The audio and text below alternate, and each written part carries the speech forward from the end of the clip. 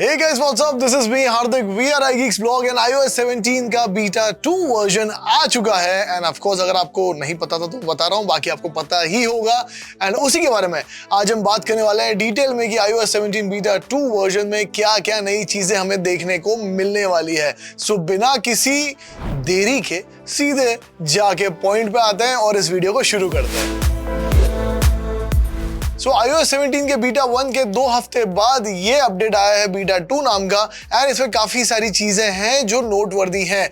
क्या है वो चीजें, आइए देखते हैं. तो सबसे पहले अपडेट की बात करें तो हमारे पास ये दोनों फोन अवेलेबल हैं. इसमें बीटा 1 रन कर रहा है और इसमें मैंने iOS 17 बीटा 2 रन करवा रखा है.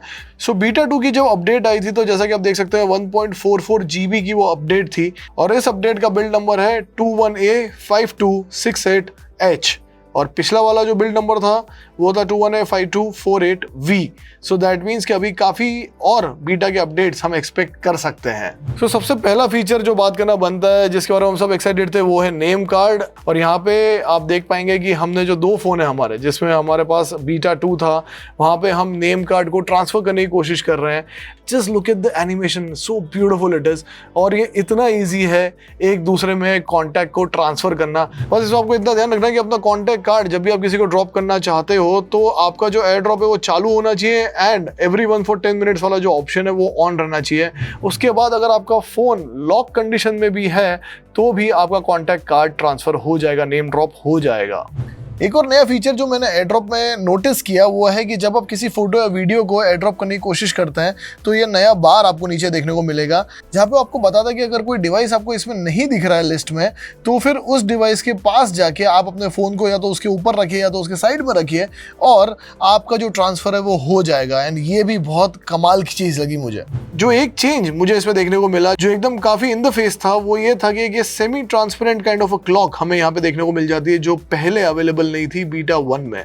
सो जब आप इस क्लॉक को सिलेक्ट करते हैं तो कुछ ऐसा सा लुक आता है आपके फ़ोन पे. सो अब मैंने थोड़ा वॉलपेपर को चेंज कर दिया ताकि आपको और क्लियरली दिख सके कि वो क्लॉक का लुक कैसा आ रहा है जो इधर पे हमें पहले बीटा 1 में अवेलेबल नहीं था.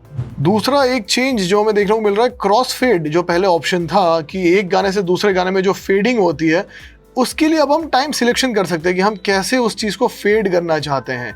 सो अब हालांकि ऑप्शन तो आ गया है लेकिन इतना ज़्यादा मैं अभी गाने सुन नहीं पाया हूँ तो मैं आपको बता नहीं सकूँगा कि कितना ये एक्यूरेट है या नहीं है.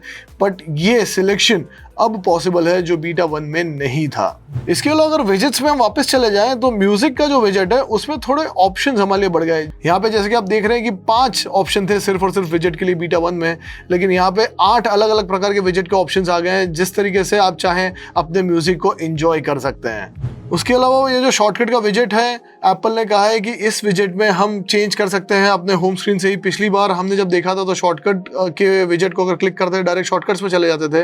तो अब एप्पल ने ये क्लेम किया कि अगर हम इस पर क्लिक करेंगे तो हमारे पास ऑप्शंस आएंगे, लेकिन अभी मैं देख पा रहा हूँ कि वो विजेट में बग है और कहीं ना कहीं वो रन नहीं कर पा रहा है. तो ये इशू फिलहाल मैं फेस कर रहा हूँ. अगर आप भी फेस कर रहे हैं तो आप भी बता सकते हैं हमें, तो कमेंट डाउन करके बताना मत भूलिएगा अगर ये चीज़ आप भी फेस कर रहे हैं. इसके अलावा अगर लॉक स्क्रीन की ही बात करें तो उसके कस्टमाइजेशन के टाइम में जब हम बीटा 2 में देखते हैं तो डेप्थ इफेक्ट के लिए हमारे पास एक मेन्यू आ गया है कि ऑन या फिर ऑफ हम दोनों चीज़ें कर सकते हैं. और जैसे कि आप देख सकते हैं विजेट एडेड है इसलिए वो मुझे ऑन नहीं करने दे रहा है. तो हम एक काम करते हैं कि जाके पहले विजेट को हटा देते हैं जिससे करके हम इसकी डेप्थ इफेक्ट को चेक कर पाएँ, ऑन या फिर ऑफ कर पाएँ.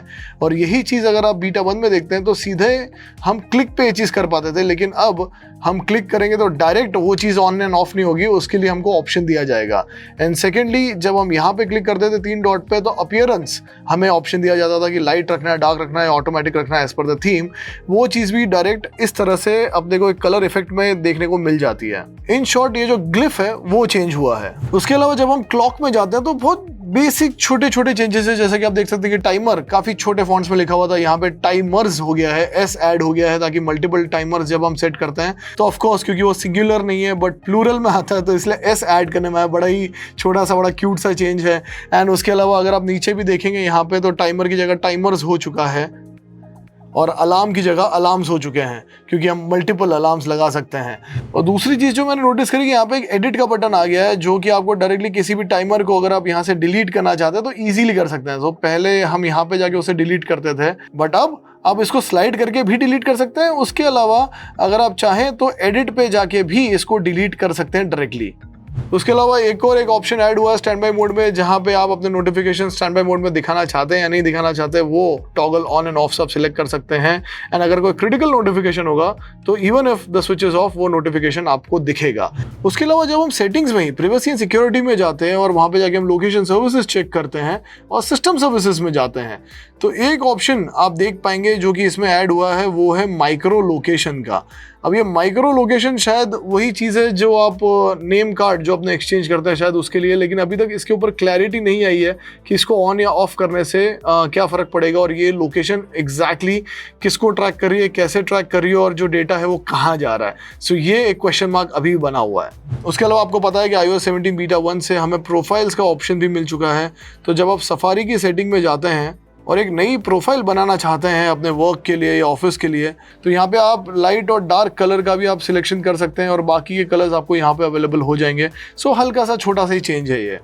एंड बाकी एक बग मैंने अपने अर्लियर वीडियो में बताया था बीटा 1 के कि कुछ प्रोफाइल्स जो थी वो डिलीट नहीं हो रही थी और कहीं ना कहीं उसमें बग आ रहा था, तो वो भी मैं देख रहा हूँ कहीं ना कहीं वो बग जा चुका है और अब मेरे पास एक ही प्रोफाइल है, तो वो मैं बाकी की प्रोफाइल डिलीट करके एक प्रोफाइल रख पा रहा हूँ बीटा 2 में। सो ये सारी चीजें थी जो हमने नोट करी iOS 17 के बीटा 2 वर्जन में। काफी सारे बग्स हैं, काफी सारी प्रॉब्लम्स हैं, काफी सारे नए छोटे छोटे फीचर्स हैं, ईस्टर एग्स जैसे, जो शायद आपको भी नोटिस होंगे। तो बिल्कुल आप वो कमेंट सेक्शन में हमको लिख सकते हो। एंड बाकी वीडियो को लाइक करना बनता ही है, शेयर करना बनता ही है, चैनल को सब्सक्राइब करना बिल्कुल से बनता है। सो हम मिलेंगे अगले वीडियो में, तब तक के लिए make sure you take good care of yourself and of course app store में जाके हमारी ऐप IGB ऐप डाउनलोड करना मत भूलिएगा। एप्पल के बारे में सब कुछ एवरीडे आपको वहां पे पता चलता रहेगा। This is me Hardik saying goodbye. Take care. God bless.